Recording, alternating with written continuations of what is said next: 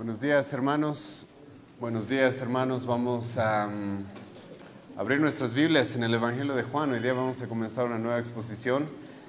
Vamos a comenzar una larga exposición. En realidad nos va a tomar bastantes años completar el Evangelio de Juan.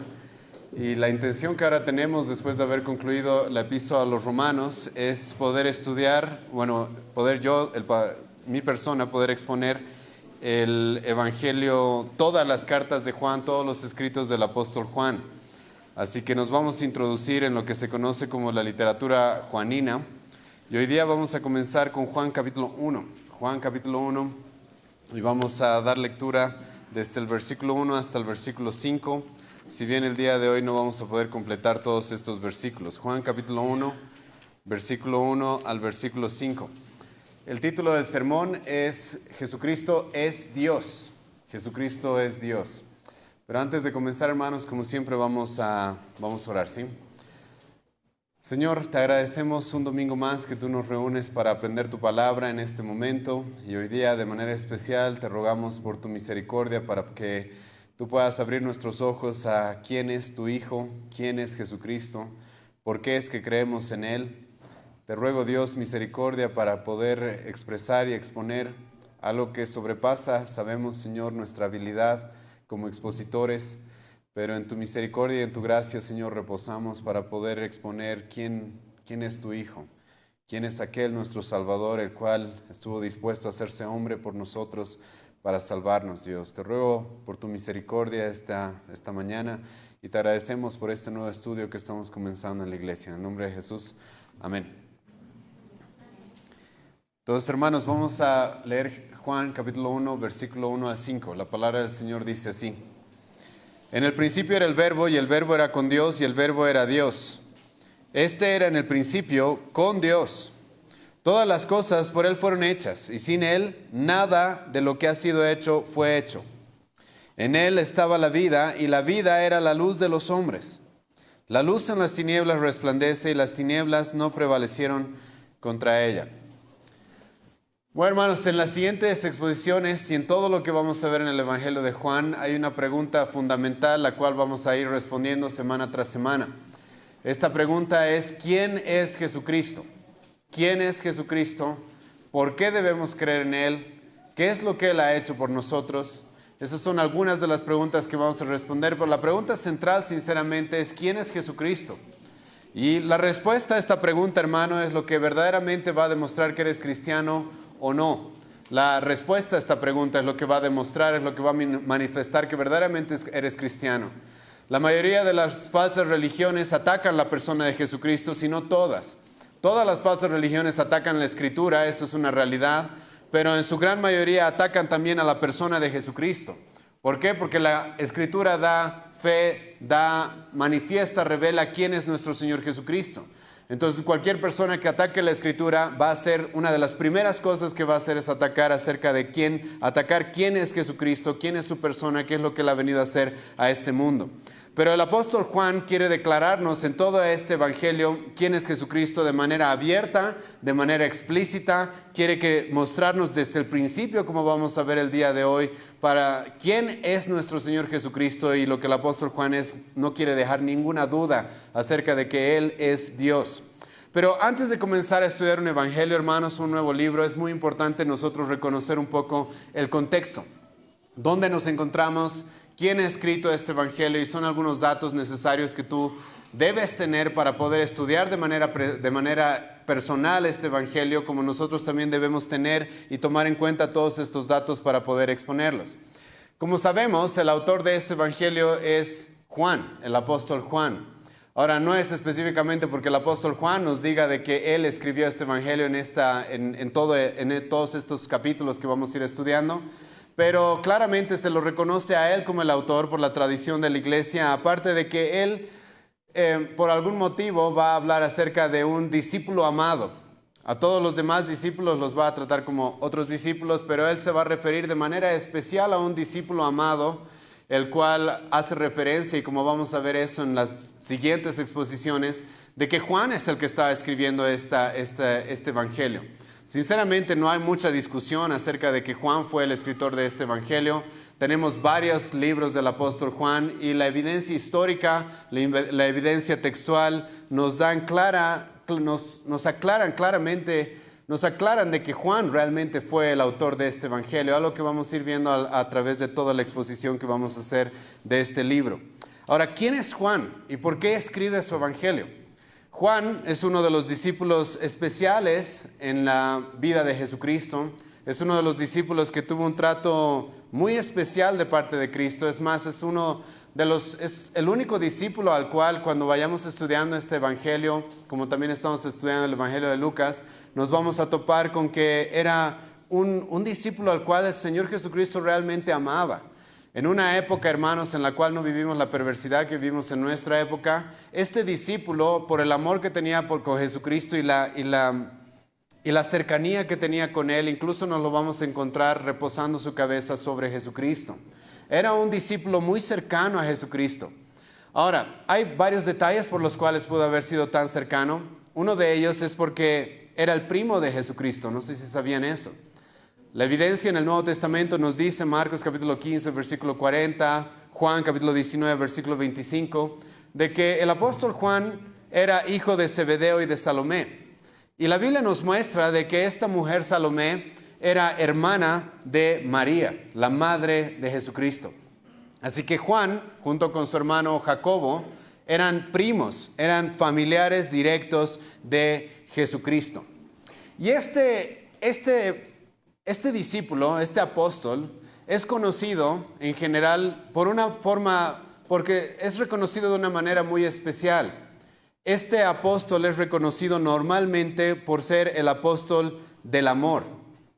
¿Y por qué se dice de que él es el apóstol del amor? Porque en todos sus escritos, desde el Evangelio hasta el Apocalipsis, vamos a encontrar muchas menciones acerca del amor, especialmente en el Evangelio y en sus epístolas. Por lo menos vamos a encontrar unas 80 menciones al amor. Ahora, esto, hermano, y este detalle que les estoy dando ahora es muy importante tomar en cuenta por dos razones. Una, para que tú cuando estudies la vida del apóstol Juan, y es lo que vamos a hacer, puedas notar la obra santificadora de Dios en él. El apóstol Juan es conocido históricamente por ser el apóstol del amor, pero en sus inicios no era conocido por ser alguien que realmente amaba mucho o mostraba mucho amor a las personas. Es más, Jesucristo mismo se refirió a Juan junto con su hermano como los hijos del trueno. ¿Por qué? En una ocasión, en el mismo Evangelio de Lucas que estamos estudiando en las noches, en el segundo turno, el apóstol Juan junto con su hermano, después de haber visto de que Jesucristo fue rechazado en una comunidad de Samaria, adivina qué es lo que pidió el apóstol Juan. Lo que pidió el apóstol Juan, el apóstol del amor, es que caiga fuego del cielo y que los consuma. Ahora, eso, hermano, es un detalle importante, porque ¿cómo es posible de que ahora este hombre que quería que caiga fuego del cielo sobre una comunidad entera por haber rechazado a Jesucristo, ahora lo conocemos como el apóstol del amor? Uno de los motivos más importantes, hermano, es la obra santificadora que Dios tiene sobre su pueblo. Los apóstoles no eran hombres perfectos y la Biblia nos los va a presentar como hombres realmente imperfectos. En toda la historia que nosotros tenemos en los 4 evangelios de los discípulos, vamos a encontrar que ellos tenían muchos defectos y el apóstol Juan no era exento a esto. Pero el apóstol Juan realmente tuvo un cambio radical, un cambio muy radical respecto a su persona, de haber sido conocido como el hijo del trueno, a luego haber sido conocido como el apóstol del amor. Y esto es por la obra que Dios hace, hermano, en todo su pueblo, incluidos los apóstoles también. La obra santificadora que Él hace en cada uno de nosotros, y el apóstol Juan es un ejemplo de esto. Ahora, hermanos, también es muy importante tomar en cuenta este detalle de que el apóstol Juan es el apóstol del amor, porque el apóstol Juan, en todos sus escritos, va a decir cosas muy fuertes. Es más, si tú lees la primera epístola de Juan, vas a notar de que el apóstol Juan va a ser muy directo, muy conciso, y muy incluso rudo al expresarse respecto a diferentes circunstancias que estaba viviendo la iglesia en aquella época. El apóstol Juan, por ejemplo, va a hablar acerca del anticristo y de aquellos que sirven al anticristo en su primera epístola de manera muy fuerte. El apóstol Juan va a hablar acerca de aquellos que dicen ser cristianos pero siguen viviendo en pecado y no va a dudar en decirles de que son hijos del diablo, de que le pertenecen al diablo. El apóstol Juan, si bien es conocido como el apóstol del amor, eso no significa de que era un hombre pasivo, eso no significa de que era un hombre débil, eso no significa que no era un hombre que estaba dispuesto a exponer la verdad. Y eso es algo, hermano, que vamos a ver a través de todos sus escritos. Ahora, específicamente el Evangelio de Juan tiene varios detalles que son importantes y que lo diferencian a los demás evangelios. El Evangelio de Juan ha sido escrito como el último evangelio en el primer siglo. El Evangelio de Juan, hermano, el 90% de lo que contiene no lo vas a encontrar en los otros evangelios, los evangelios sinópticos, como se los conoce, Mateo, Marcos y Lucas. El Evangelio de Juan va a tener 90% otras historias, otros relatos que no se encuentran en los otros evangelios. Ahora, ¿por qué sucede esto? Porque la Biblia, hermano, y la forma en la que el Espíritu Santo ha querido inspirar a los evangelios es de una manera complementaria, es de una forma complementaria. Si tú estudias los otros evangelios vas a encontrar de que cada uno tiene diferentes énfasis los cuales muestran a Cristo, quieren mostrarnos quién es Cristo, pero cada evangelio se va a complementar. Y es bastante obvio, hermano, de que el apóstol Juan, casi terminando el primer siglo del cristianismo, siendo el último de los apóstoles vivos, él ya tenía conocimiento de los otros evangelios y es bastante lógico de que él no haya vuelto a escribir lo mismo que ya decían los otros evangelios, ¿sí o no? Entonces él va a complementar aquello que ya nos enseñan los otros evangelios. Y lo va a hacer de una manera muy sorprendente, porque como he mencionado, él va a relatar, si bien no va a ser tan cronológico, no va a tener los detalles de un historiador como el evangelista Lucas, pero el apóstol Juan nos va a relatar 90% de cosas que los otros evangelios no nos relatan. Cosas sumamente importantes con la intención de que nosotros verdaderamente podamos conocer a Jesucristo. Ahora, déjame darte algunas características acerca de este evangelio y todo lo que Juan quiere respecto en todos sus escritos. Juan, como he mencionado, va a hacer énfasis al amor, pero Juan también va a hacer énfasis a otras cosas más. Juan va a hacer énfasis en la fe o en el creer. Juan va a hacer énfasis también en la verdad. Y estos tres conceptos, hermano, creo que son muy importantes cuando nos introducimos al evangelio de Juan, porque vamos a encontrar que Juan va a mencionar muchas veces el amor, Juan va a mencionar muchas veces la fe, el creer, Juan va a mencionar muchas veces la necesidad y la importancia de la verdad. Y como un pastor en nuestra época dijo, el evangelio de Juan está escrito en cierta manera, hermano, para que tú creas, para que tú ames a Cristo, porque Él es la verdad, porque Él es la verdad. Y esa es la intención del apóstol Juan en todo este evangelio. Es más, él mismo nos dice que esta es su intención. Escucha lo que va a decir el apóstol Juan, Juan capítulo 20, versículo 31. Pero estas cosas se han escrito para que creáis que Jesús es el Cristo, el Hijo de Dios, y para que creyendo tengáis vida en su nombre. Vida en su nombre. Esa es la intención del apóstol Juan y él nos lo relata en su mismo evangelio. Yo les he escrito todas estas cosas para que ustedes sepan quién es Cristo y crean en Él y de esa manera tengan la vida eterna. Ahora, el apóstol Juan, de manera singular, particular, está luchando con una doctrina y unos herejes en aquella época, los cuales eran conocidos como los gnósticos. Y esto es importante, hermano, cuando leamos y cuando estudiamos este evangelio. Por ejemplo, cuando Mateo escribe su evangelio, ¿a quién está dirigiendo su evangelio Mateo? Mayormente, Mateo está dirigiendo su evangelio a los judíos.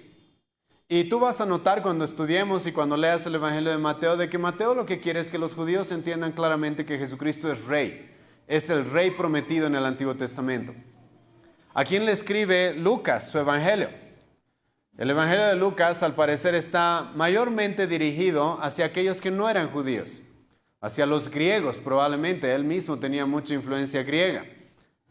Y por eso Lucas presenta a Jesucristo como el hombre, como el Hijo del hombre, algo que una y otra vez Lucas va a mencionar, haciendo referencia a la encarnación de Jesucristo y cómo Él es el hombre que Dios ha enviado a solucionar el problema más grande que tiene la humanidad. ¿Y cuál es el énfasis que va a hacer Juan? El énfasis que va a tener Juan, hermano, como lo vamos a ver el día de hoy desde el primer versículo, es de que Jesucristo es Dios. Jesucristo es Dios. Y ahora, ¿por qué el evangelista Juan tiene ese énfasis comenzando su evangelio? Porque como he mencionado, Juan está luchando contra lo que se conocía en aquella época, el gnosticismo. El gnosticismo, hermano, no podía concebir y aceptar de que Dios se haya hecho hombre. Eso es algo que no podían aceptar. El gnosticismo de aquella época, los griegos de aquella época, y hasta nuestra época todavía existen este tipo de gnósticos, creían en un dualismo, en un universo el cual está separado entre el bien y el mal, entre lo espiritual y lo físico. Y ellos creían de que Dios, siendo un ser espiritual, jamás, nunca puede entrar en contacto con la materia, nunca puede entrar en contacto con aquello que es físico. Porque aquello que es físico está contaminado por el pecado, está contaminado con la maldad, y el espíritu es bueno y la carne es mala, lo físico es malo. Entonces estas dos cosas nunca van a entrar en contacto. Incluso uno de los filósofos más importantes que ha tenido la cultura griega es Platón. Y él decía de que el hombre y Dios jamás se van a poder encontrar porque están completamente separados. Completamente separados. Los griegos de aquella época incluso no creían de que el Dios supremo realmente nos haya creado, realmente haya creado este planeta, este universo, sino que de ese Dios supremo habían ciertos dioses con D pequeña, emanaciones de dioses más pequeños, los cuales al corromperse podían de alguna manera haber llegado a entrar en contacto con esta materia. Pero Juan está lidiando con esto. Y lo que Juan quiere que entendamos es de que el Dios supremo, el único Dios verdadero, el creador del cielo y de la tierra, el Dios de la Escritura, sí se hizo hombre. Y Él no dejó de ser Dios. El Dios creador del cielo y de la tierra se hizo hombre para salvarte a ti y a mí. Y Jesucristo es Dios. Y esto, hermano, como vamos a ver a través de todo el Evangelio de Juan, es de suma importancia, porque si Jesucristo no es Dios, estamos en vano acá el día de hoy. En vano eres cristiano. Es imposible que verdaderamente seamos salvos.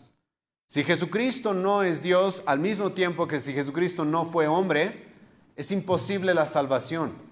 No existiría la salvación para nosotros y estamos perdiendo el tiempo el día de hoy.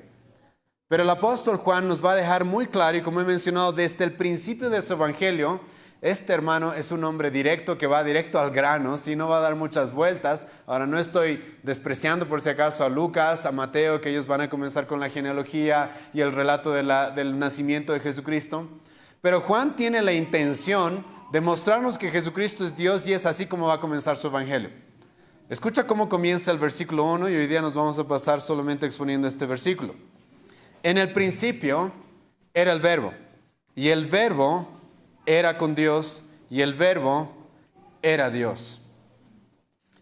Desde el inicio de su evangelio, hermanos, Juan nos va a presentar de manera abierta, directa, frontal, quién es Jesucristo. Porque esta es una doctrina de principal importancia. Mucha gente en nuestra época, hermanos, se inventa un Cristo. Se inventa y tienen Cristos en su mente inventados por su propia imaginación. Pero si tú tienes un Cristo, hermano, por más de que le llames Jesucristo, por más de que le llames Jesús, por más de que le llames el Mesías, pero que no es el Cristo que nos presenta la Escritura, tú estás creyendo en un ídolo, tú estás creyendo en alguien que no existe. Es por eso, hermano, que tenemos 4 evangelios. Si hay algo que Dios quiere dejar muy en claro es quién es Cristo, ¿sí o no? Es algo que quiere dejar sumamente claro quién es Cristo. Y eso es lo que va a hacer el apóstol Juan comenzando su evangelio. No va a perder el tiempo, no va a dar ningún saludo, va a comenzar directo y va a ir directo al grano para mostrarnos quién es Jesucristo, con este que es su tema central en todo este evangelio. Y Juan va a comenzar diciéndonos de que en el principio. ¿Por qué comienza Juan con esta frase, en el principio? ¿A qué te llama, a dónde te dirige esta frase, en el principio? ¿A dónde es que te lleva esto, hermano? ¿A dónde es que nos lleva? Esto es importante, ¿sí?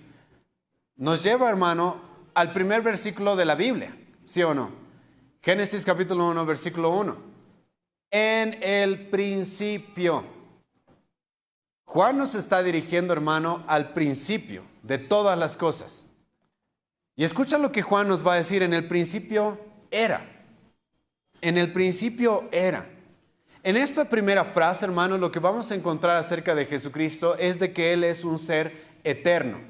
Lo que vamos a encontrar en esta sección es la eternidad de Jesucristo. Ahora, ¿por qué vamos a afirmar eso y por qué estamos seguros de que Juan está enseñando eso en este pasaje? Jesucristo dice de que en el principio, en Génesis capítulo 1, versículo 1, ya existía alguien. Ya existía un ser. Eso es lo que Juan está diciendo en este pasaje. Y ahora tú te preguntas, ¿de dónde sacamos la eternidad de Cristo de esta simple frase? Hermano, todos los seres finitos y todos los seres creados son parte del tiempo. Son parte del tiempo. Pero aquí, comenzando el Evangelio de Juan, nos encontramos con alguien que no es parte del tiempo, con alguien que ya era antes del principio, con alguien que ya existía en el principio. Si tú no eres parte del tiempo, adivina qué eres. Eres eterno. Si tú no eres parte del tiempo, es porque eres un ser eterno, y es específicamente lo que Juan quiere que entendamos comenzando este evangelio. Jesucristo es el Dios eterno. Y Juan, hermano, está utilizando aquí palabras sumamente precisas, ¿sí? Sumamente precisas. Lamentablemente en el español a veces no podemos notar estas palabras. Pero cuando tú te introduces en el idioma original del Nuevo Testamento, en el griego, vas a encontrar de que los apóstoles y Juan en este momento, en este preciso versículo, está utilizando palabras sumamente precisas. Juan, hay dos palabras las cuales podría haber utilizado para decirnos de que alguien ya existía en el principio. Una de esas palabras podría haber sido la palabra griega ginomai. Esa palabra griega, hermano, se utiliza para hacer referencia a que alguien comenzó a existir, a que alguien fue creado, a que alguien tuvo un inicio, ¿sí? Es más, el mismo apóstol Juan va a utilizar esta palabra ginomai o ginomai en este mismo capítulo. Escucha lo que el apóstol Juan va a decir en el versículo 3. Todas las cosas por él, escucha esta palabra, fueron creadas o eran creadas. Ahí Juan utiliza la palabra ginomai, que está haciendo referencia de que algo comenzó a existir. Escucha lo que Juan va a decir en el versículo 6. Hubo un hombre enviado de Dios. La palabra hubo ahí es la palabra ginomai, que significa que hubo un hombre que comenzó a existir. Como vamos a estudiar en las siguientes semanas, Juan se está refiriendo ahí a Juan el Bautista. Y Juan utiliza en este mismo capítulo esta palabra, ginomai, que significa de que alguien ha comenzado a existir o algo ha comenzado a existir. Pero esa no es la palabra que va a utilizar para referirse a Cristo. Esa no es la palabra que va a utilizar para referirse al verbo de Dios, al logos de Dios. Juan, cuando dice que en el principio era, si Juan hubiera utilizado la palabra ginomai, nosotros creeríamos lo que los testigos de Jehová creen, que Jesucristo es un ser creado, que Jesucristo es un ser el cual comenzó a existir en algún momento. Y como he mencionado, en este mismo contexto, Juan utiliza esa palabra y la podría haber utilizado si realmente quisiera que nosotros entendamos de que Jesucristo es un ser creado, es un ser que comenzó en algún momento. Pero no es esa palabra la que Juan va a utilizar para referirse a nuestro Señor Jesucristo, sino que Juan va a utilizar la palabra griega eimi. Y esta es una gran diferencia, hermano, en este texto. Esta es una gran diferencia y algo que no pueden responder todos aquellos que niegan la deidad de Jesucristo, que creen que Jesucristo es un ser creado. La palabra eimi es utilizada para seres que ya existían, que ya estaban presentes, que no tuvieron un inicio, que no comenzaron a existir. Y en esta primera sección del Evangelio de Juan, El apóstol Juan nos presenta de manera directa y explícita de que Jesucristo es un ser eterno. En el principio era el Verbo. En el principio ya existía el Verbo. Aquí nos encontramos con un ser el cual no es parte del tiempo. No es parte del tiempo. Dios, hermano, no es parte del tiempo. Dios ha creado incluso el tiempo. Es por eso que a Jesucristo, ¿qué se le llama en el libro de Apocalipsis? El primero y el último. El alfa y el omega. ¿Por qué se utilizan esas expresiones para Jesucristo? Porque Él no es parte del tiempo. Él no pertenece a la creación. La creación está sometida al tiempo. La creación está sometida a un inicio y un final. Jesucristo no. Él es el principio y el final. Él no está sometido al tiempo. Él gobierna sobre el tiempo incluso. Y Jesucristo, el apóstol Juan nos relata, comenzando este pasaje, un ser el cual no pertenece al tiempo. Un ser eterno. Un ser que ya era en el principio. Ya estaba en el principio. Un ser que no fue creado. Un ser que ya existía en el principio. Ahora, continuando en este versículo, hermano, el apóstol Juan nos va a mostrar de que Jesucristo, y aquí, hermano, esto es lo que hoy día estamos viendo, sinceramente, es una de las doctrinas más importantes en nuestra iglesia. Estamos aprendiendo cristología y hoy día vamos a aprender también un poco acerca de la Trinidad. Hermano, esas son doctrinas fundamentales. Si tú niegas esas doctrinas, no eres cristiano, eres un hereje. Si tú niegas cualquiera de esas doctrinas, no eres cristiano, ¿sí? Y el apóstol Juan, comenzando su evangelio, nos va a mostrar esto. Jesucristo es un ser eterno, es un ser que ya existía en el principio, pero ahora nos encontramos, hermano, con algo que mucha gente en la historia del cristianismo, en la historia de la humanidad, le ha costado mucho entender. Y es de que Jesucristo es Dios, pero es la segunda persona de la Trinidad.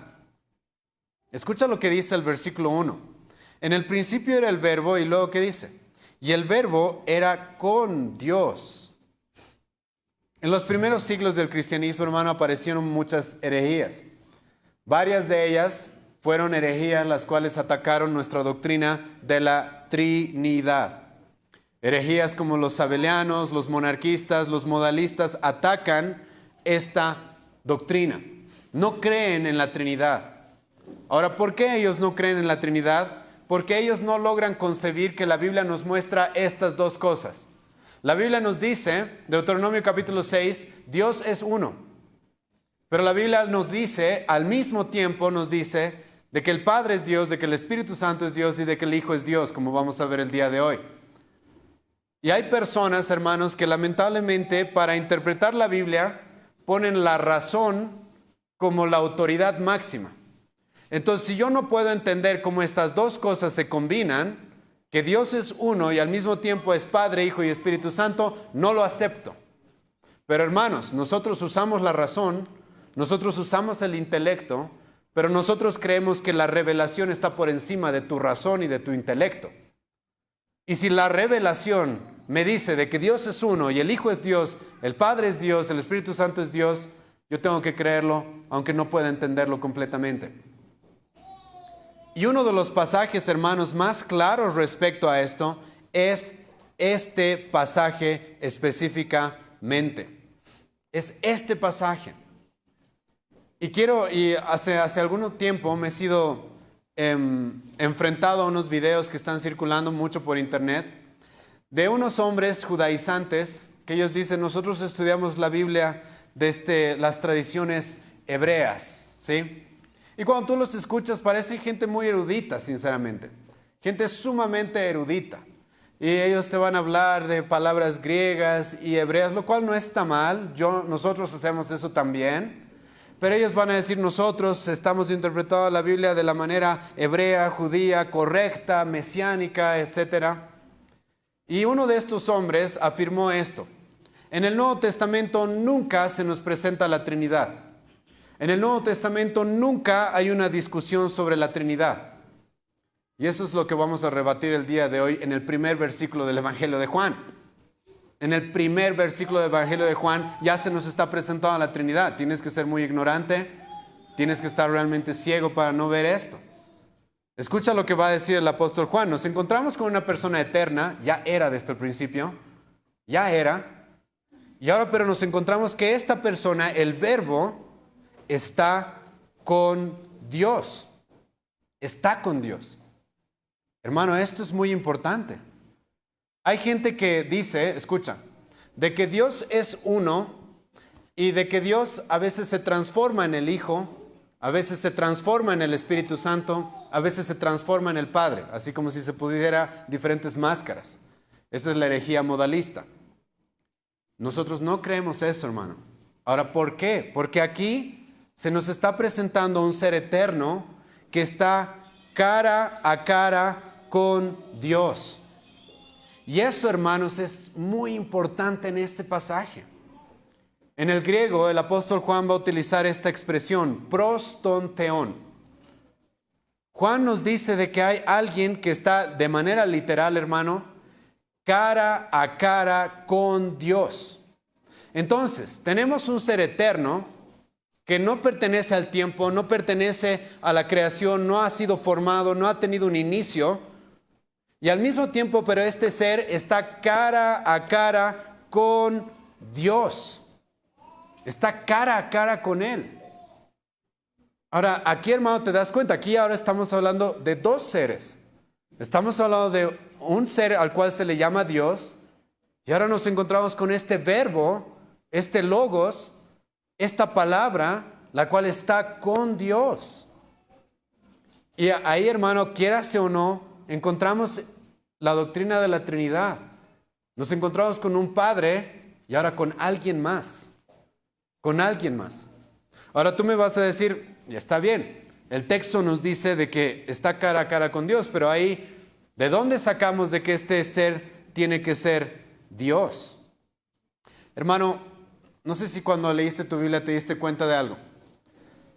Dios dice, nadie me va a ver y va a ¿qué? Vivir. Dios va a decir eso de manera clara, directa. Va a decir, ningún hombre me va a ver y va a vivir. Eso le dice a Moisés, ¿se acuerdan Éxodo?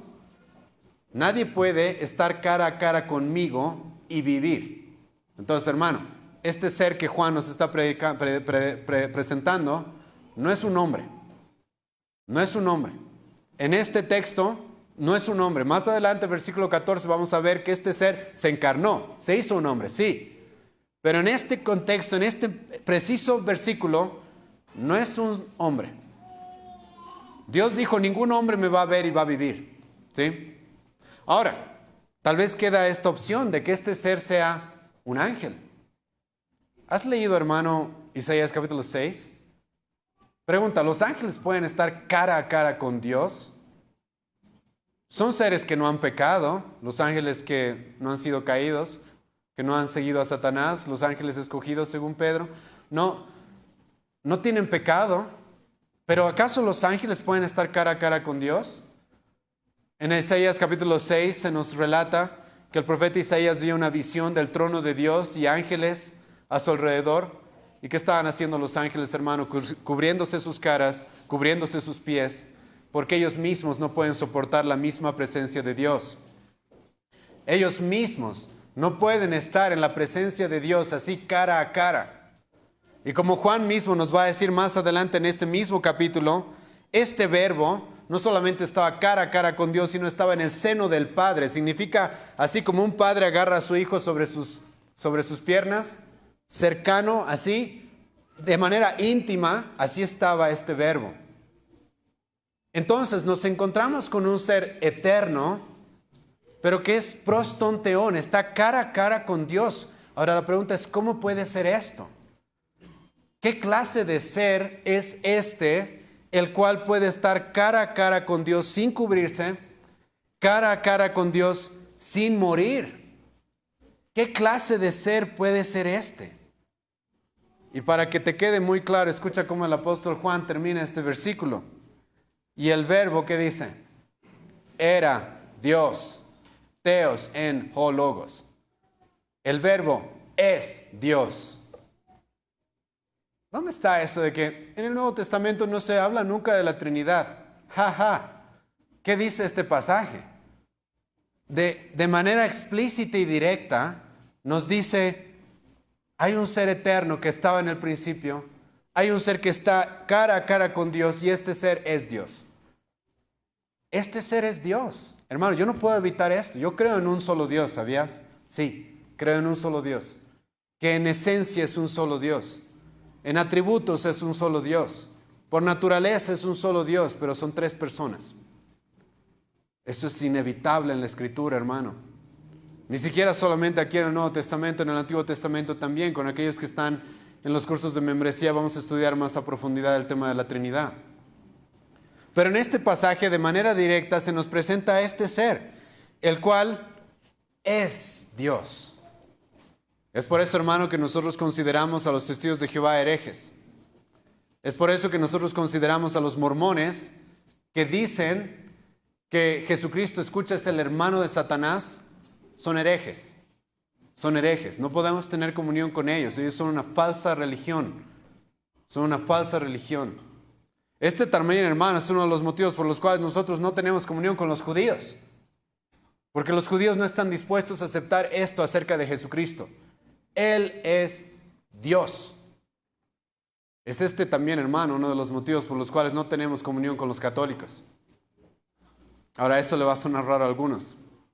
Porque los católicos dicen que Jesucristo es Dios. En sus doctrinas, en sus dogmas está de que Jesucristo es Dios, pero en la práctica Jesucristo no es Dios.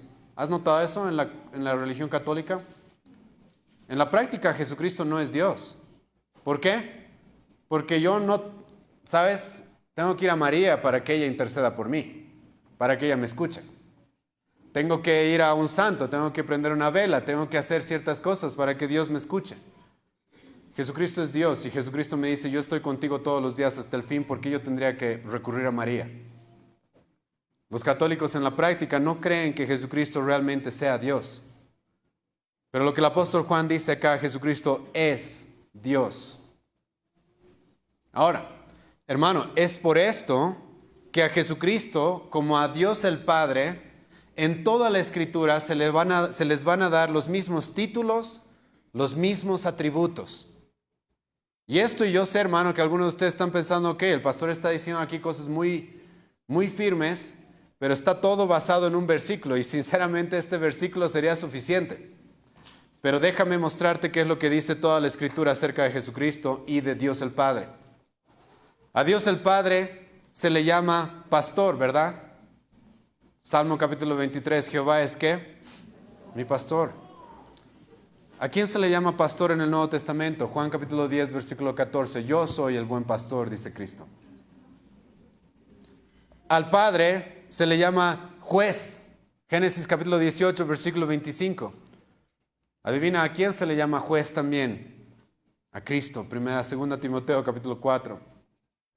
Al Padre se le llama el Santo.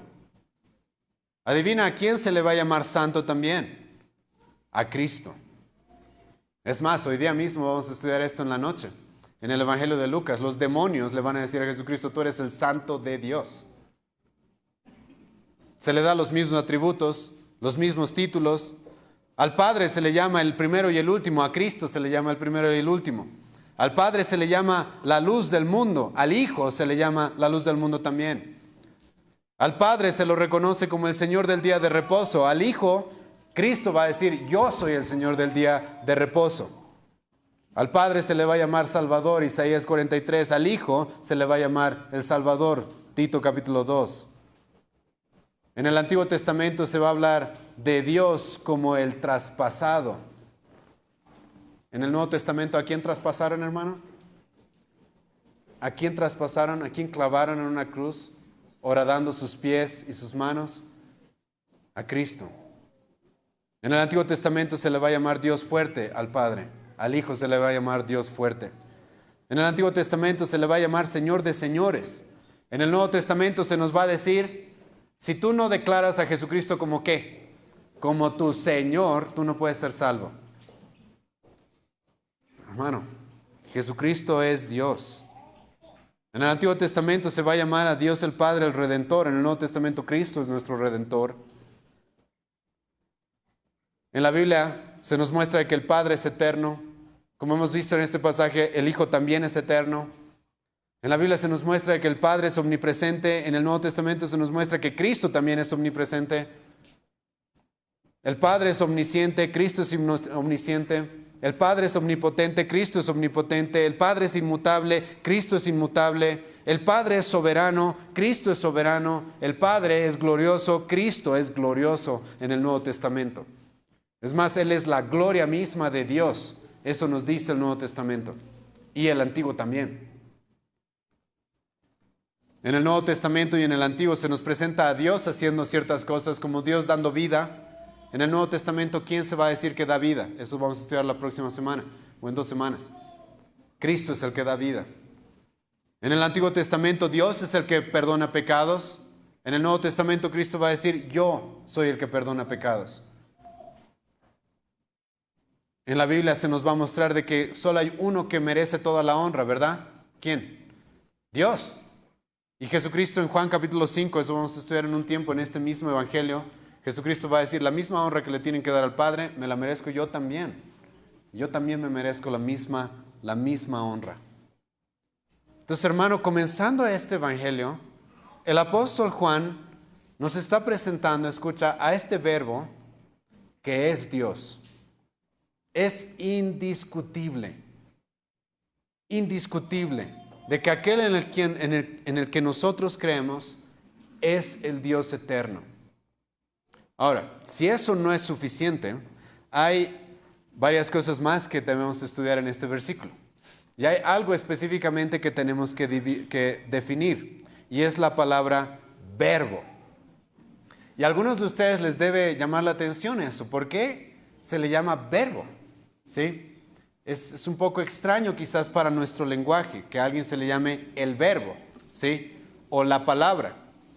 En el griego, hermano, es la palabra logos, el logos de Dios. El logos, que puede significar palabra. Esa palabra en el griego es una palabra muy interesante porque puede hacer referencia a la palabra dicha, hablada, a la palabra. También puede hacer referencia a la razón, a la lógica, ¿sí? a aquello que es razonable. Puede ser traducida, como la traduce la Reina Valera, como verbo. Pero sinceramente no vas a encontrar mucho del significado de cómo Juan está utilizando esta palabra y por qué la está utilizando simplemente en el significado de diccionario. Palabra, verbo, razón, discurso, está bien, todos esos son significados de esta palabra, son traducciones de esta palabra. Pero lo que tú necesitas saber, hermano, era cómo se utilizaba esta palabra en la época del apóstol Juan. Y esto, hermano, es algo muy importante. Porque Juan está aquí a través del Espíritu Santo, siendo inspirado por el Espíritu Santo, utilizando palabras sumamente precisas. ¿Qué significaba la palabra logos en aquella época? Déjame mostrarte qué es lo que significaba para los griegos y qué es lo que significaba para los judíos. Los griegos, hermano, 560 años antes de Cristo, se había levantado un filósofo, que ustedes mismos lo pueden estudiar el día de hoy, llamado Heráclito. ¿Sí? Heráclito. En una época en la que los griegos estaban, hermano, debatiendo cuál será el elemento más importante en este universo, ¿sí? ¿Cuál será el elemento el cual dé significado y haya causado todo lo que vemos?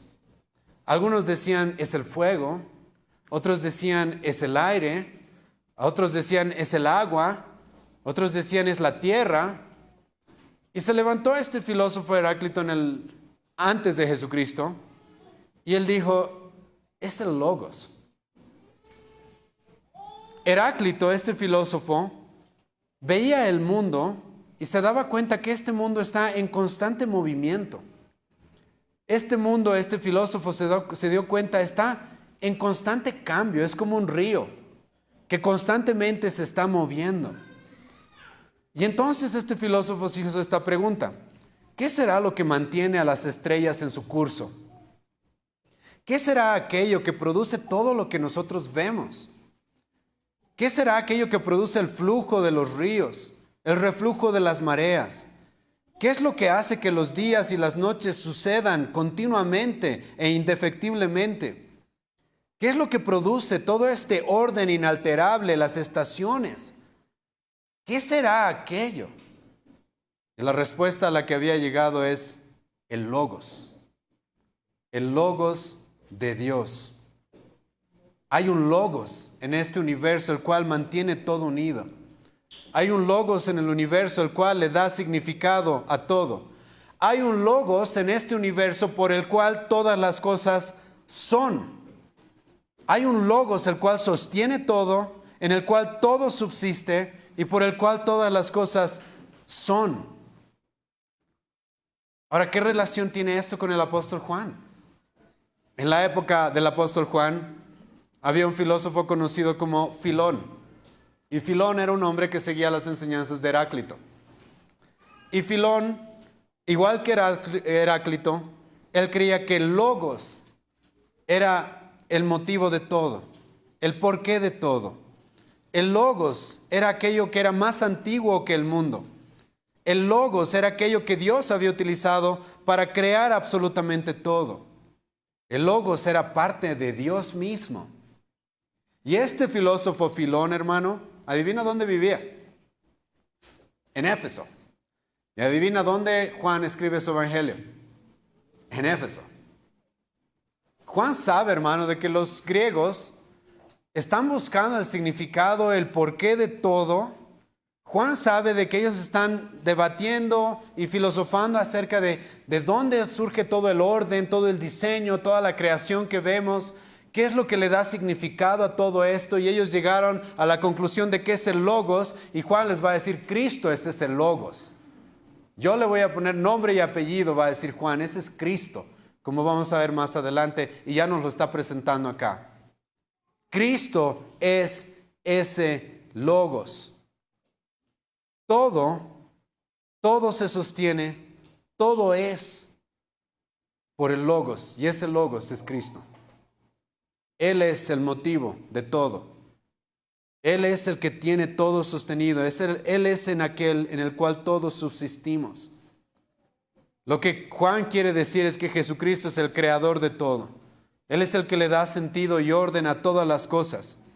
Juan, como el apóstol Pablo en Colosenses 1, versículo 17, va a decir de que Él es la razón de todo, hermano. Él es la razón de todo. Ahora, como he mencionado, Juan está siendo muy sabio, y esto realmente es inspiración divina, porque esta palabra Logos también tenía un gran significado para los judíos. Esta palabra Logos ya tenía un gran significado también para los judíos. Déjame explicarte por qué.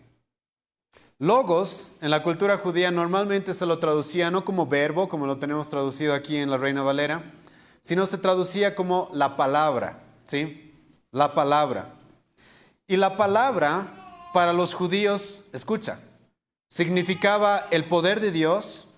La palabra significaba la salvación de Dios. La palabra para los judíos significaba, escucha, la vida y la muerte.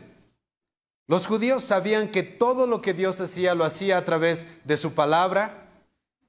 La palabra, hermano, tenía mucho significado para los judíos. Y esto no es sin razón. Escucha lo que el Antiguo Testamento va a decir. Salmo 33, versículo 6. Por la palabra de Jehová fueron hechos los cielos y todo el ejército de ellos, por el aliento de su boca. Salmo 119, versículo 20, el salmista dice que está buscando sustento en la palabra. El salmista dice, susténtame según tu palabra. Salmo 119, 105, el salmista que va a decir, lámpara es a mis pies tu palabra y lumbrera a mi camino. Escucha lo que va a decir el salmista, Salmo 119, 107. Vivifícame, en otras palabras, dame vida, Dios, conforme a tu palabra. Salmo 119, 130, la exposición de tus palabras alumbra, hace entender a los simples. La palabra para los judíos era de suma importancia. La palabra para los judíos tenía que ser recibida, no podía ser cuestionada. No podías cuestionar tú cuando la palabra de Dios llegaba. No podías cuestionarla, no podías ponerla en duda. Debías de recibirla con toda reverencia y honor. La palabra era por la cual tú podías conseguir conocimiento, sabiduría y la vida eterna, hermano. Era la palabra, el verbo, el logos. Lo que los judíos veían, entendían todo esto. Y ahora hay un detalle más. Un detalle histórico, hermano, que le va a añadir peso a todo lo que estoy explicando el día de hoy.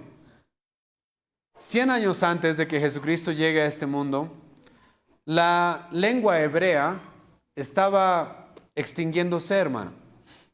La lengua hebrea ya se estaba dejando de hablar.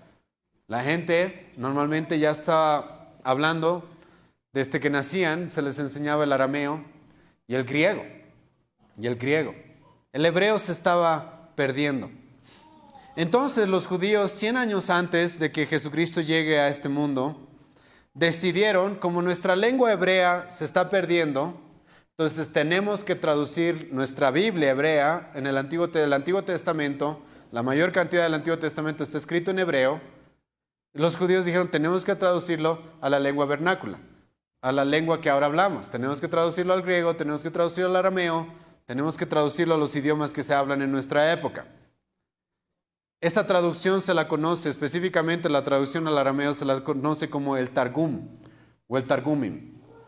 Esta es una traducción, hermano, que los judíos conocían muy bien en la época de Jesucristo. Esta es una traducción que el apóstol Juan conoce muy bien. Y esta traducción del Antiguo Testamento, en la época del apóstol Juan y en aquella época en la cual se hizo esta traducción, tenía una característica especial.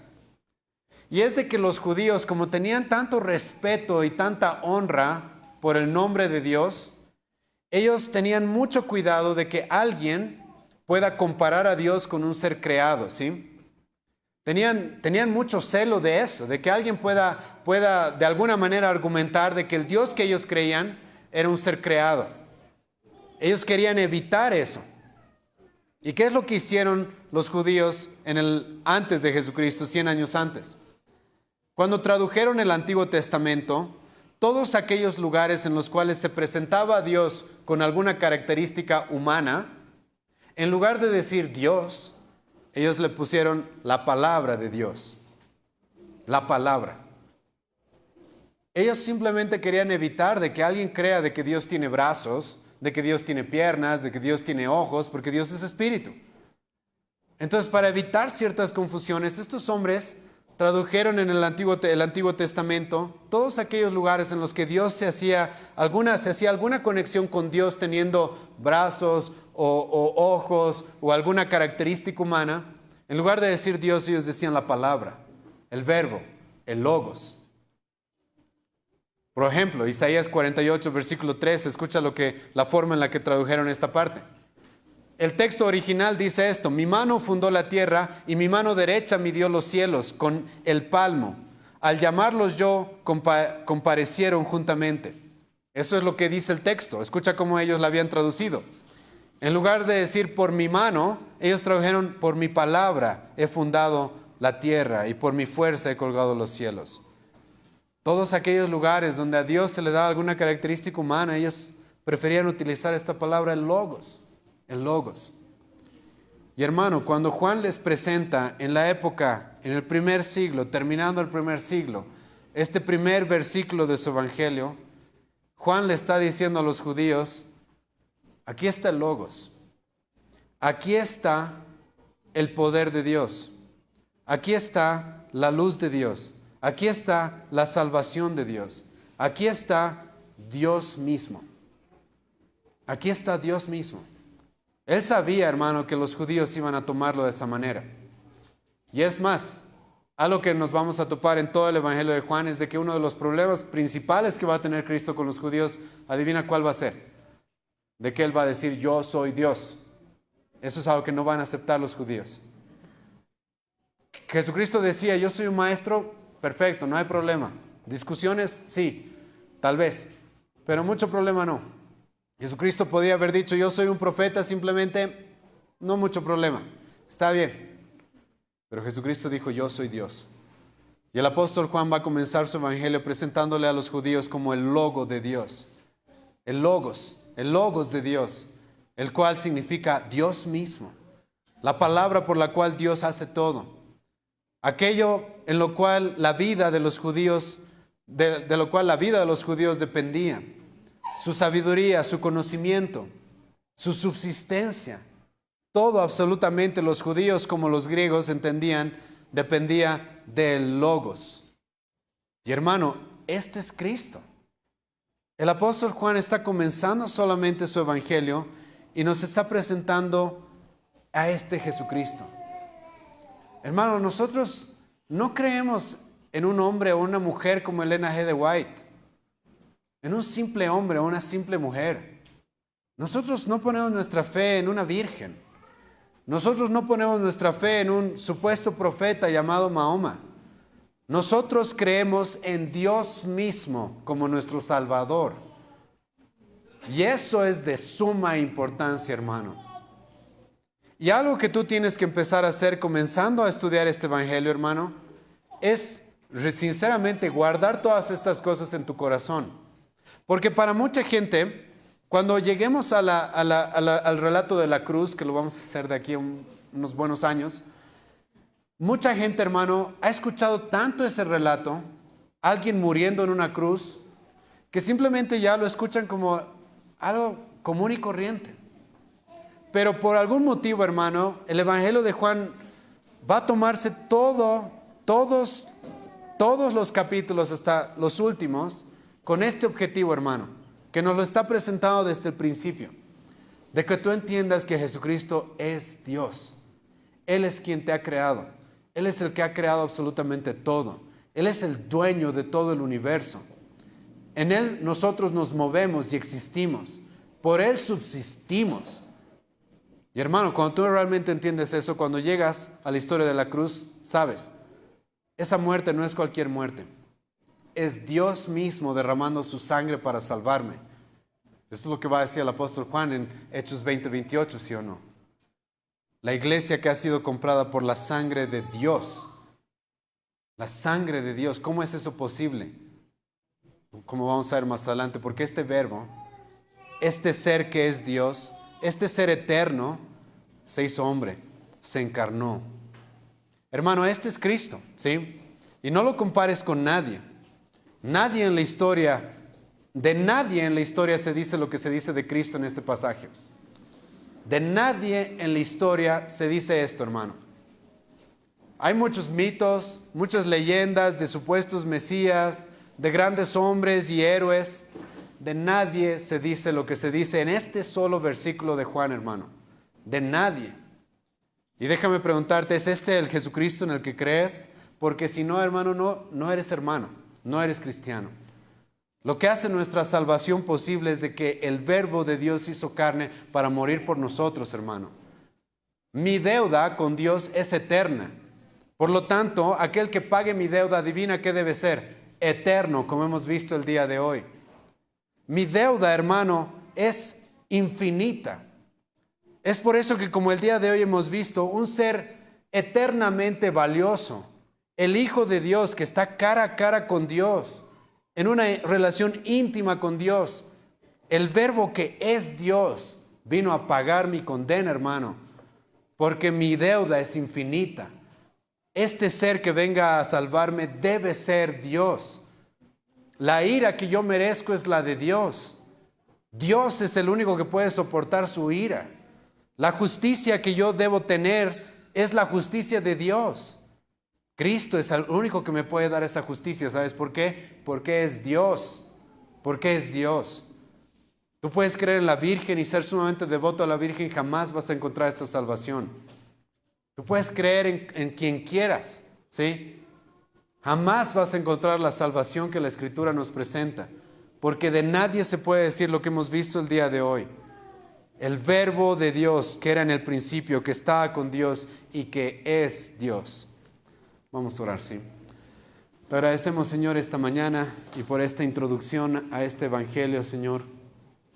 Que en tu misericordia, Dios mío, y sinceramente con mucho temor empezamos a predicar, sabiendo, Señor, de que tanta es la grandeza, tanta es la grandeza de tu revelación, Señor, de que realmente es una tarea imposible hacerle justicia, Señor, a todo lo que tú quieres que entendamos de tu palabra. Pero te pido, Dios, de que puedas obrar en los corazones de mis hermanos el día de hoy y que verdaderamente puedas llenar nuestros corazones con un deseo de honrarte y glorificarte y amarte y entender cuánto te necesitamos y cuán grande, Señor, es lo que tú has hecho por nosotros. Que Cristo, Dios mío, no es un simple hombre, no es un simple carpintero como quisieron decir los judíos, no es un simple Galileo o Nazareno. Él era el Verbo de Dios, Él es el Verbo de Dios, Él es tu Hijo.